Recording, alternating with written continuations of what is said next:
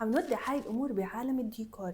واليوم رح نحكي عن الأرضيات وبالذات البلاط 60 ب60.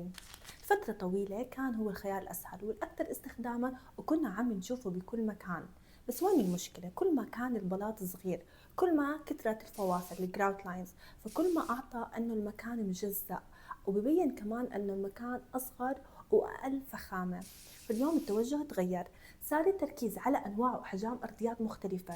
مثلا هلا كتير عم نشوف اللي هو البلاط 120 او ممكن نستخدم سلابس كبيره، او خيارات اخرى ممكن نستخدم المايكرو سمنت. ومايكرو سمنت رح اشرح فيه بالتفصيل بالفيديو الجاي. ليه هذا التغيير كتير مهم؟ لانه انا لما استبدل ارضيات الصغيره الحجم بارضيات كبيره، اكيد اول شيء رح يعطيني احساس انه المكان اوسع بصريا لانه ما فيه فواصل، وبيعطيني فخامه اكثر، وبيعطيني سيمليس لوك انه المشهد بدون تقطيع، فبيعطي راحه للمستخدم وراحه للمكان. فالارضيات مش تفصيل بسيط، الارضيات هي من اكثر العناصر المهمه اللي بتحدد شكل التصميم وفخامته.